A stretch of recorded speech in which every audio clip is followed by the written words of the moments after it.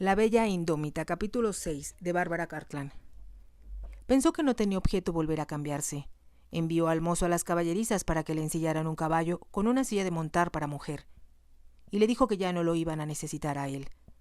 Lorinda no se preocupaba en absoluto de lo que llevaba puesto cuando montaba. Sin sombrero ni guantes, llevando solo un delgado látigo en la mano, se puso en camino, en dirección del castillo Penrhyn. A través de los campos, el castillo quedaba a menos de 3 kilómetros del priorato, aunque la distancia era mucho mayor si se tomaba por el camino principal. Si Lorinda no hubiera estado tan preocupada, habría apreciado la belleza del panorama, pero iba temerosa, como jamás se había sentido antes.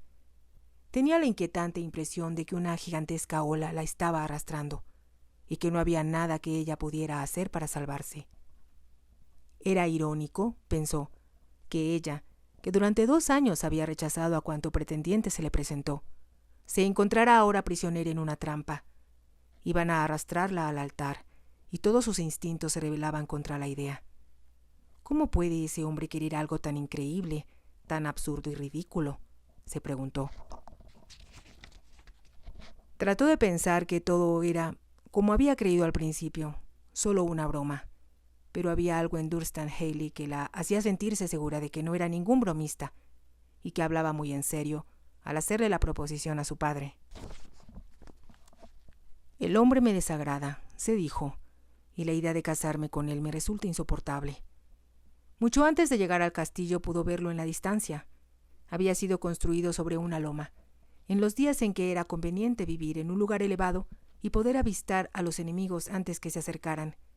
Tenía ya varios siglos de existencia. El castillo original había sido una fortificación relativamente pequeña, pero había ido aumentando de tamaño a través de los siglos.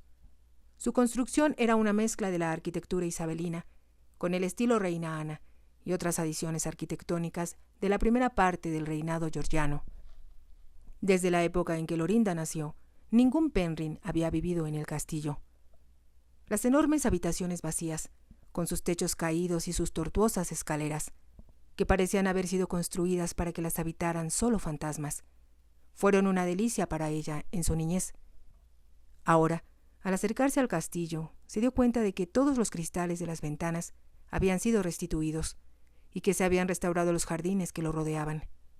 Los prados estaban muy bien recortados, y aunque ya era tarde, advirtió, al acercarse, que varios hombres continuaban trabajando en los lechos de flores. El dinero puede comprarlo todo, se dijo con amargura, y pensó, con el corazón oprimido, en las condiciones desastrosas en que se encontraba el jardín del priorato, que tanto enorgulleciera a su madre cuando Lorinda era niña. Al acercarse a la enorme puerta del frente, con sus grandes clavos de bronce, un palafrenero se acercó corriendo para detenerle el caballo, mientras ella desmontaba y subía la escalinata del frente. Cuando la puerta se abrió, vio al mayordomo que estaba esperándola, flanqueado por varios lacayos de librea. «Quiero hablar con el señor Dunstan Haley», dijo con voz clara e imperiosa. «Por supuesto, señora», contestó el mayordomo. «¿A quién debo anunciar?» «A Lady Lorinda Cambourne», contestó ella, y al ver, por el brillo de los ojos del hombre, que había reconocido el apellido, comprendió que el mayordomo era de la región. La condujo con cierta pomposidad a través del vestíbulo, que había sido restaurado en una forma que Lorinda no pudo menos de admirar.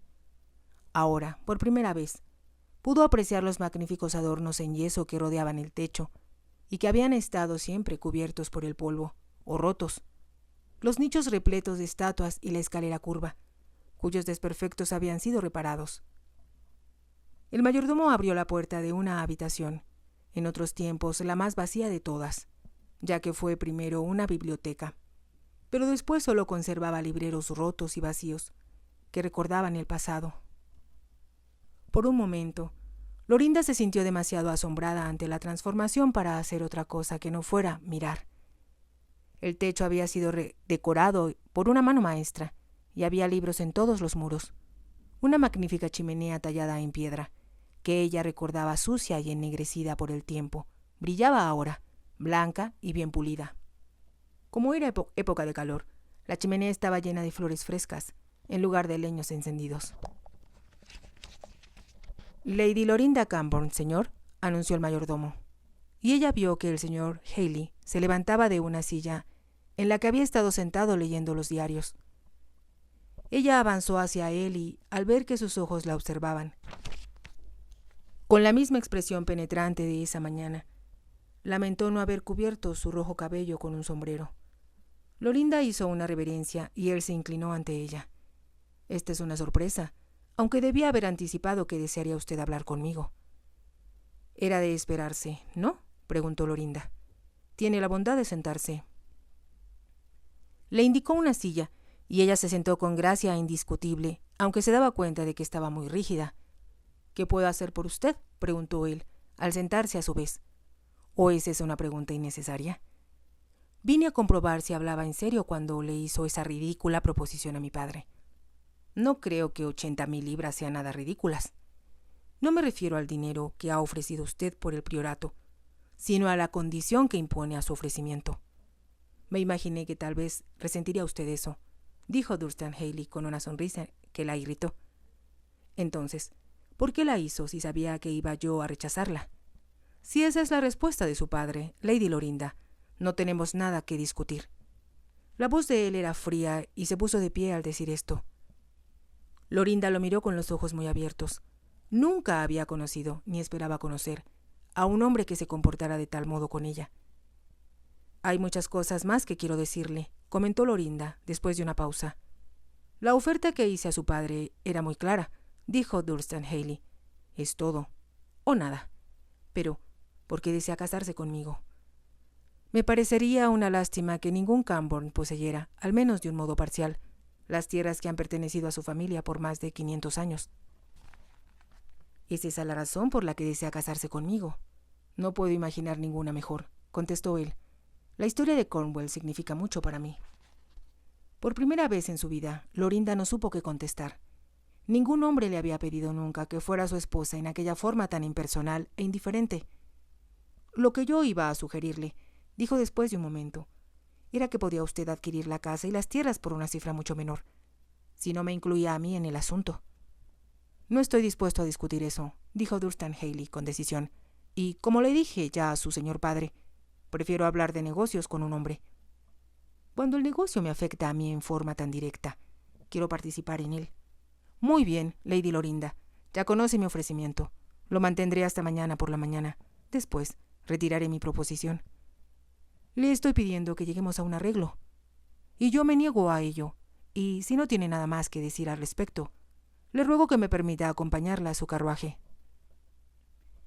Él esperó a que ella se pusiera de pie, pero Lorinda permaneció donde estaba.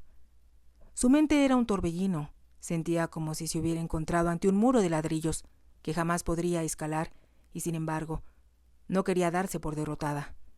Su mente buscó desesperada un medio de convencer a aquel hombre a cambiar su decisión y forzarlo a un arreglo, como ella había sugerido. Comprendió que la estaba observando y, una vez más, advirtió que sus labios se torcían en una cínica sonrisa. Tuvo la impresión de que tal vez él esperaba que le suplicara, que tuviera piedad de ella, pero eso, se dijo, llena de orgullo, no lo haría jamás. Él la había arrinconado y por el momento no encontraba ninguna escapatoria. Sin embargo, estaba decidida a no humillarse y a desafiarlo en todas las formas posibles. ¿Ha pensado realmente en las consecuencias de su extraordinaria oferta?, le preguntó. Soy hombre de negocios, así que siempre analizo las operaciones que realizo desde todos los ángulos posibles. A Lorinda le disgustó que considerara una operación su pretensión de casarse con ella. Se volvió, clavando sus ojos en los de él, y dijo: «No creo que desee tomar como esposa a una mujer a quien usted disgusta profundamente. Déjeme hacerle notar, con toda claridad, que considero su oferta como un insulto, y lo que he visto hasta ahora me llena de gran preocupación respecto al futuro». «Es usted muy franca». «¿Por qué no serlo?», preguntó Lorinda. «Usted no me conoce, y por ello ignora que siempre he detestado la idea de casarme. Odio a los hombres. Aunque he recibido muchas proposiciones de matrimonio en los últimos 2 años, no me he sentido tentada, ni siquiera remotamente, a aceptar ninguna de ellas. ¿No le parece que eso hace más sencillas las cosas? Si usted estuviera loca por algún joven galán con quien no pudiera casarse, eso se haría la situación muy desagradable». No podría haber nada más desagradable que tener que casarse con un hombre del cual no sé nada, contestó Lorinda con brusquedad, y que, al parecer, no tiene en ninguna consideración mis sentimientos, como usted tampoco considera los míos. Ella lanzó una exclamación exasperada y se puso de pie. En verdad intenta seguir adelante con esta farsa. Se casará conmigo solo porque soy una Cambourne. Se detuvo y entonces agregó: es esa la razón, ¿verdad? Ha labrado una fortuna y ahora quiere una esposa aristócrata. ¿No es eso?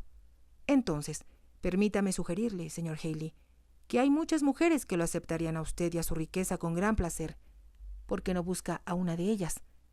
Porque ninguna de ellas tiene una posesión tan convenientemente cerca de la mía, ni me darían el número exacto de acres adicionales que necesito.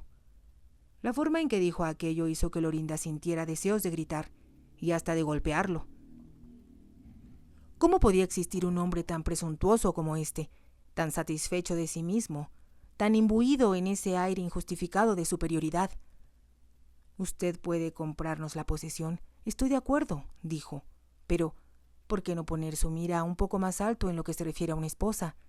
Sin duda alguna, no tiene por qué conformarse con la hija de un conde empobrecido, ¿no es cierto? Estoy segura de que podría conseguir una cuyo padre usara la corona ducal.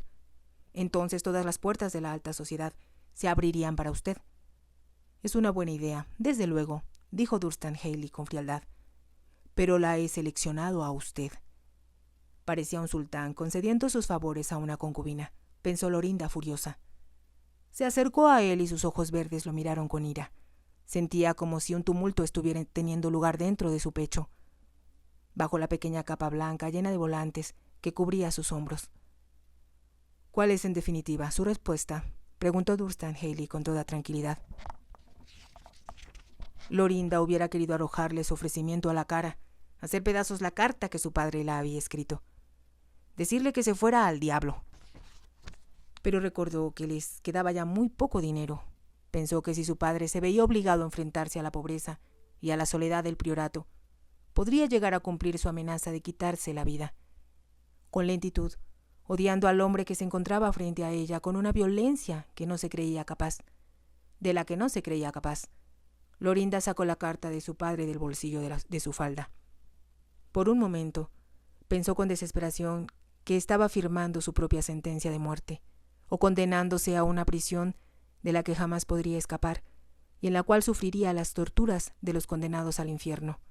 Pero, con orgullo que estaba muy lejos de sentir, le extendió la carta. Aquí está la carta por la cual mi padre acepta su oferta, dijo con amargura. Pero puede estar seguro de una cosa: detesto pensar en esto, y la idea del matrimonio me hace sentir físicamente enferma. Dunstan Haley tomó el sobre de su mano e hizo una irónica reverencia. Su decisión es muy sabia, pero, en realidad, no tiene muchas alternativas que digamos, dijo. Lorinda no se dignó contestarle. Se limitó a atravesar la habitación y a esperar a que él abriera la puerta. Caminó frente a él en silencio, pasando en el vestíbulo frente al mismo grupo de lacayos que vio al entrar. Sin despedirse, se dirigió a la puerta del frente y descendió la escalinata hacia donde su caballo esperaba. Un mozo la ayudó a montar.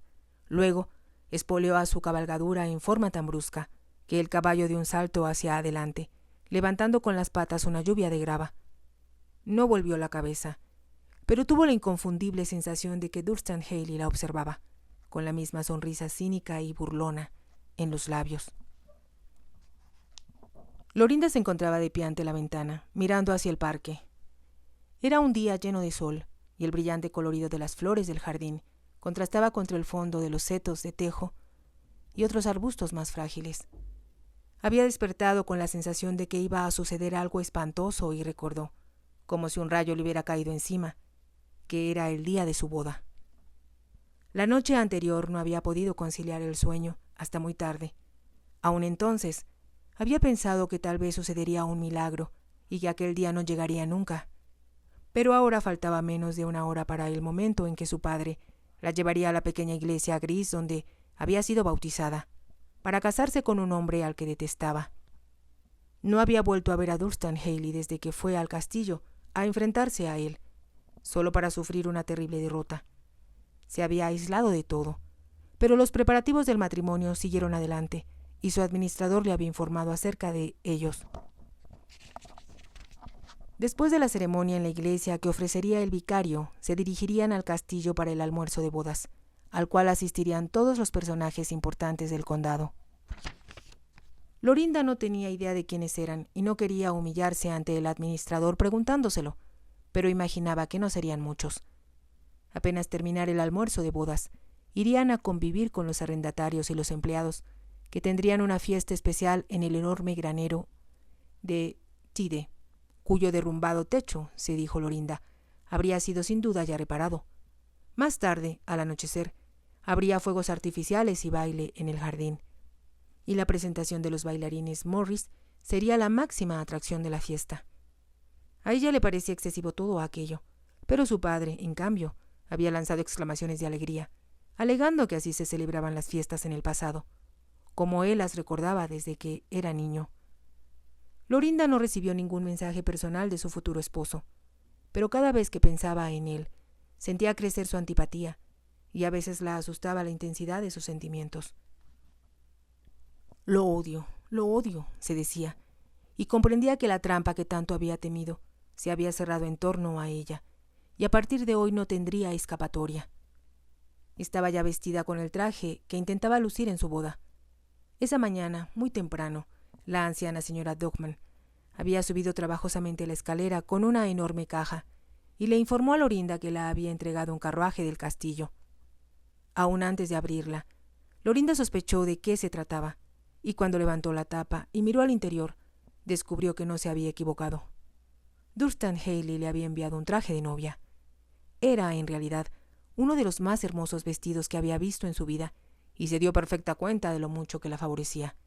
Estaba confeccionado en satén blanco amarillento, cubierto con gasa blanca, que sin duda destacaría la transparencia de su piel y haría resaltar su cabello bajo el exquisito velo de encaje que lo acompañaba.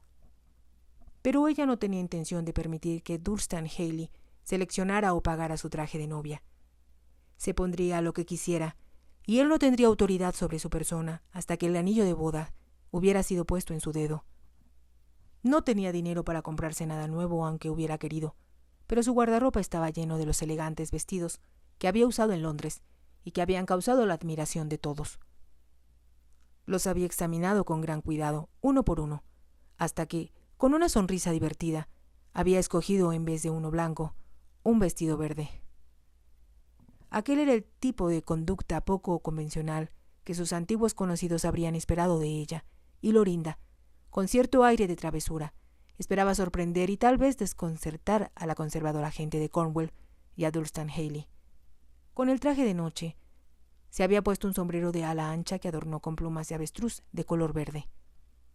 Se veía muy hermosa, y su aspecto era en verdad sensacional. Pensó, al mirarse en el espejo, que Dunstan Haley comprendería el desafío que ello entrañaba. «No me someteré a él», se dijo, «puesto que me ha comprado. Le haré la vida tan incómoda y miserable como me sea posible». Levantó la barbilla, y sus ojos verdes brillaron, como sucedía siempre que se disponía a luchar contra alguna situación. Luego, al apartarse del espejo para terminar de preparar el equipaje, escuchó que su padre la llamaba.